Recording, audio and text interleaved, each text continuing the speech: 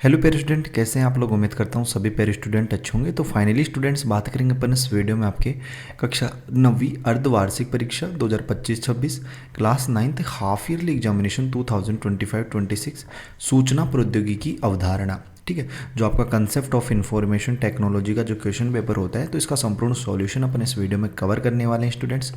और इसका जो मैक्सिमम मार्क्स होता है वो आपका 40 अंक होता है, 40 अंक रहेगा। और टोटल नंबर ऑफ क्वेश्चन आपके 25 यानी 25 प्रश्न इसमें आते हैं आपके। तो बहुत ही ईजी पेपर होता है, 40 में 40 नंबर आप इजीली इसमें ला सकते हो। ठीक है, बहुत ही सरल पेपर होता है। तो आप लोग जो है एग्जाम से पहले कंप्लीट वीडियो देख के जाना, हर एक प्रश्न को अच्छे से तैयार करके जाना। डेफिनेटली आपको यही क्वेश्चन जो है एग्जाम में देखने को मिलने वाले हैं। टाइम जो है वो आपका 3 घंटे, इसमें 15 मिनट ही होता है। देखिएगा, क्वेश्चनों की अपन बात करते हैं। सबसे पहला प्रश्न है स्टूडेंट्स अपना, देखो वस्तुनिष्ठ प्रश्न आते हैं सबसे पहले आपके ऑब्जेक्टिव टाइप क्वेश्चंस। इसमें से प्रश्न पहला है कि पेट्रोल पंप पर तेल मापने के लिए प्रयुक्त कंप्यूटर होता है। ठीक है, तो यहाँ पे देखो digital computer, analog computer, mainframe computer या फिर सुपर कंप्यूटर। तो इसमें आपको ब वाला ऑप्शन राइट कर लेना है, एनालॉग कंप्यूटर। ठीक है, तो इंग्लिश मीडियम वाले बेस में क्या करेंगे कि the computer use to measure oil at petrol pump is, तो बी वाला ऑप्शन एनालॉग कंप्यूटर। ठीक है, ये आपका इसका राइट रहेगा। अगला देखना प्रश्न आपका यहाँ पे सेकंड है।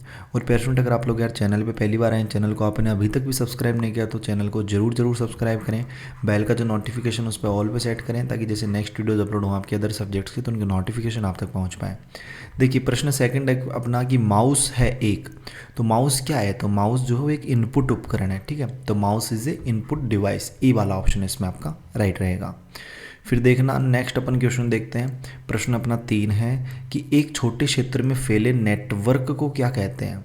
तो उसे अपन एलियन कह देंगे यहाँ पे। ठीक है, ए वाला जो ऑप्शन है ना, ई वाला, कि what is the name of the network speeder. ठीक है, इन ए स्मॉल रीजन। ठीक है, तो यहाँ पे ए वाला ऑप्शन हो जाएगा आपका एलियन।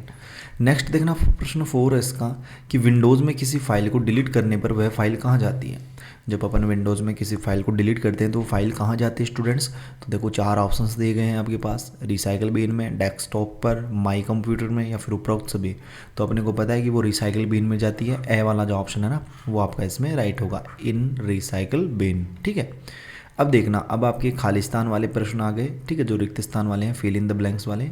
देखिएगा 5वां प्रश्न है कि बिट के समूह को निम्बल कहते हैं। ठीक है, तो इसका आंसर देखिएगा आप लोग यहाँ पे। देखो मैंने कंप्लीट आंसर आपके लिए यहाँ पे तैयार कर दिया। ठीक है, ये ऑब्जेक्टिव मतलब ऑप्शन वाले तो देख ही लिया अपन ने। ठीक है, तो प्रश्न 5 का था फिल इन द ब्लैंक्स में, तो इसका फर्स्ट में आपको 4 कर लेना है। ठीक है, कि the set of 4 bytes is called nibble. ठीक है, कितने सेट्स का होता है, 4 का होता है। ठीक है, तो इसमें आप लोगों को क्या कर लेना है, 4 बिट। ठीक है, हिंदी में लिख सकते हो 4 बिट। ठीक है, इस तरीके से 4, ये पेन सही नहीं चला। ठीक है, कीबोर्ड की सबसे लंबी कुंजी। तो देखो यहाँ पे इसका आंसर लिखो आप लोग। यहाँ पे कीबोर्ड की सबसे लंबी कुंजी क्या होती है, स्पेस बार। ठीक है, स्पेस बार जो होता है ना वो लंबा सा होता है, मतलब जो माउस होता है, कीबोर्ड वाला जो माउस होता है उसके ऊपर। ठीक है, तो स्पेस बार। ठीक है, तो ये जो है ना वो आपका राइट आंसर होगा। सबसे तीव्र संचरण माध्यम का नाम है। तो इसमें जो है आपको क्या कर लेना है, प्रश्न 7 में आपको ऑप्टिकल फाइबर है। फिर देखना नेक्स्ट है आपका यहाँ पे 8वां प्रश्न है कि माउस के दोनों बाएं एवं दाएं बटनों के बीच में होता है। तो माउस के दोनों, मतलब जैसे माउस होता है कुछ इस तरीके से यार। ठीक है, कुछ इस तरीके से होता है। एक तो ये होता है, ठीक है, एक ये इस तरीके से 2 बटन होते हैं, राइट और लेफ्ट वाले। ठीक है, और बीच में एक गोल गोल सा घूमता हुआ दिखता है आपको। ठीक है, तो वो क्या होता है, तो उसे अपन क्या कहते हैं स्टूडेंट्स। तो इसमें जो है ना स्क्रॉल व्हील। ठीक है, क्या होती है वो, स्क्रॉल व्हील। अपन उसको स्क्रॉल करते हैं तो ठीक है, वो होता है स्क्रॉल व्हील। तो नेक्स्ट अपन प्रश्न देखते हैं, अपना प्रश्न क्रमांक है यहाँ पे कौन सा है, हाँ अब अति लघुरात्मक प्रश्न आ गए, 1-1 अंक वाले। ठीक है, तो 1-1 अंक वाले हैं, तो आप एक जितना पूछा उतना आंसर इसमें देना है। कोई वो नहीं है कि इसमें बढ़ा चढ़ा के 2-3 लाइनें दो। ठीक है, इतना तो है ही नहीं कंप्यूटर में। देखो प्रश्न 9 है कि संकेतों को एनालॉग से डिजिटल और डिजिटल से एनालॉग में बदलने वाली युक्ति को क्या कहते हैं।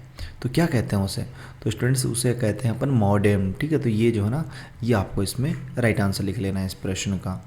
फिर अगला प्रश्न देखना आप लोग यहाँ पे, सुपर कंप्यूटर का उदाहरण बताइए। सुपर कंप्यूटर का उदाहरण बताइए, तो ये हो जाएगा परम क्रे। ठीक है, ये सुपर कंप्यूटर का एग्जाम्पल है। नेक्स्ट अपन देखते हैं यहाँ पे अपना 11वां प्रश्न, ALU का पूर्ण रूप बताइए। ALU की फुल फॉर्म बतानी है अपने को। ठीक है, तो इसकी फुल फॉर्म होती है arithmetic logic unit. Arithmetic logic unit, ये इसका राइट आंसर रहेगा। अगला प्रश्न देखना, ऑप्टिकल फाइबर केबल की कोर पर चढ़ी परत को क्या कहते हैं? तो देखिएगा इस प्रश्न का आंसर, तो इस प्रश्न का आंसर आप लोग लिखिए यहाँ पे क्लैडिंग, ठीक है, क्या कहते हैं? क्लैडिंग उसे कहते हैं स्टूडेंट्स, तो ये इसका राइट आंसर हो जाएगा। नेक्स्ट अपन प्रश्न देखें यहाँ पे अपना कि डेस्कटॉप पर नया आइकन कैसे बनाया जाता है? डेस्कटॉप पर नया आइकन कैसे बनाया जाता है, तो उसकी क्या प्रोसेस है?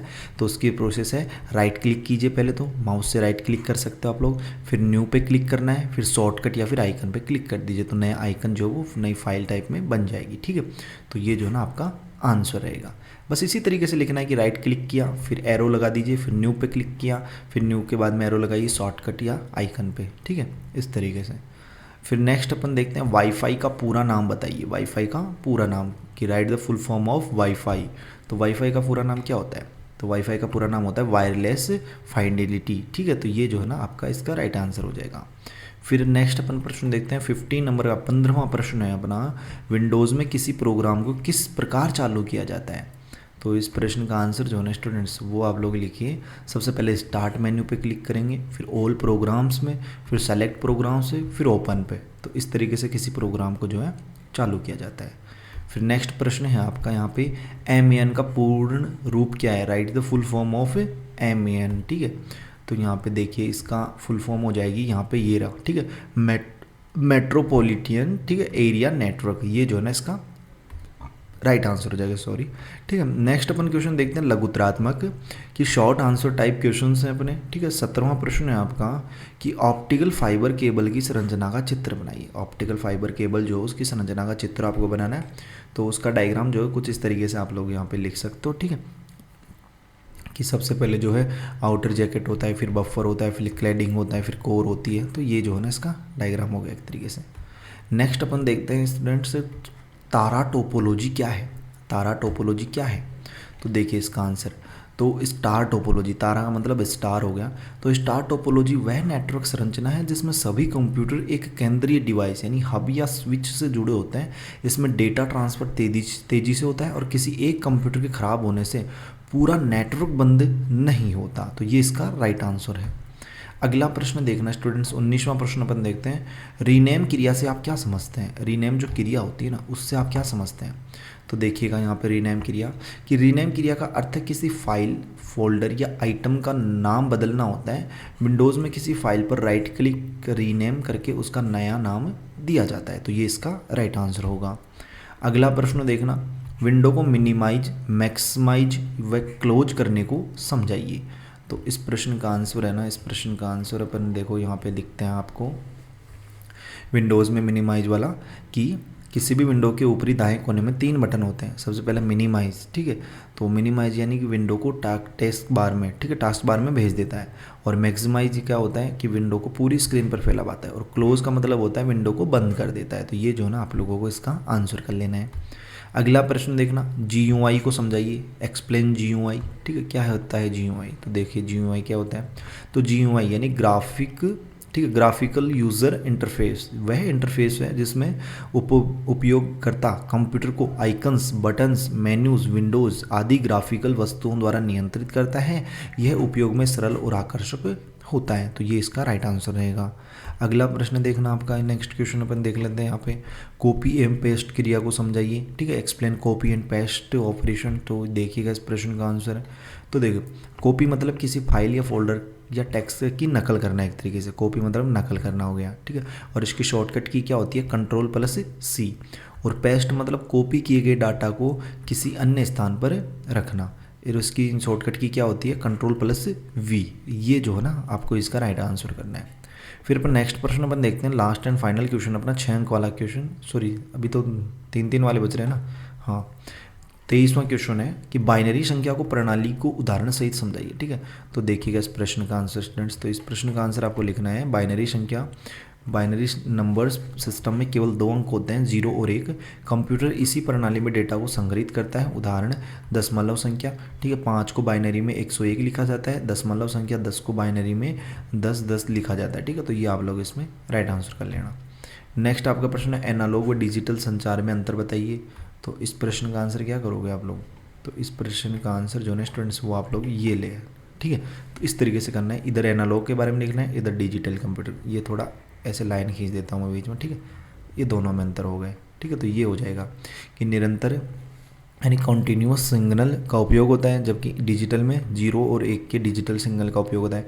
आवाज़, तापमान, प्रकाश आदि प्राकृतिक रूपों में जाता है, जबकि डेटा को बाइनरी कोड में परिवर्तित करके भेजता है। और नॉइज़ का असर अधिक होता है, जबकि इसमें नॉइज़ का असर कम होता है। उदाहरण रेडियो, टेलीफोन, ठीक है। जबकि डिजिटल में कंप्यूटर नेटवर्क, डिजिटल टीवी, इस तरीके से, ठीक है।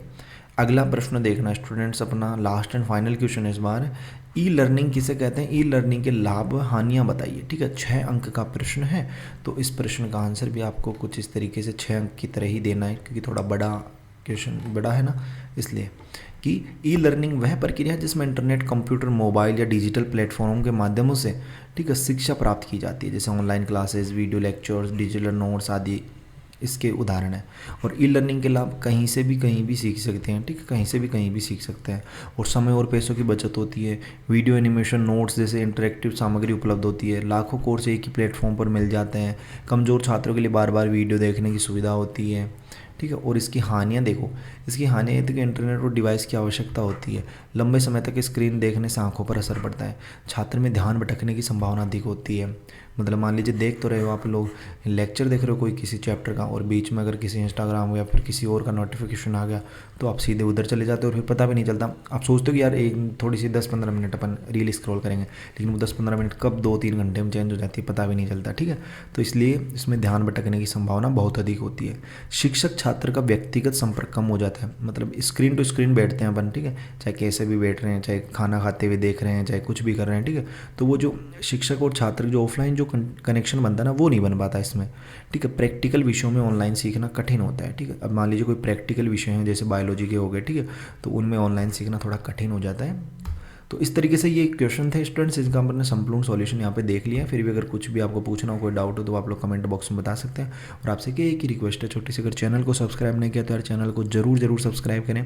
बेल का जो नोटिफिकेशन उसमें ऑल पे सेट कर दें, ताकि जैसे नेक्स्ट वीडियोज़ अपलोड हो आपके अदर सब्जेक्ट्स के, तो उनका नोटिफिकेशन आप तक पहुँच सके। और कमेंट बॉक्स में बता देना जितने भी आपके पेपर्स हो गए ना, कि संपूर्ण पेपर्स का जितने भी उसमें क्वेश्चंस थे, संपूर्ण सॉल्यूशंस की वीडियोस लेक्चर्स आपको चाहिए या नहीं चाहिए, तो कमेंट बॉक्स में जरूर बताना, ठीक है। बाकी मिलते हैं अपने जल्दी नेक्स्ट वीडियोस में सी होस्ट एंड दोस्त के साथ। तब तक सभी पेरेंट्स को बाय, धन्यवाद, टेक केयर।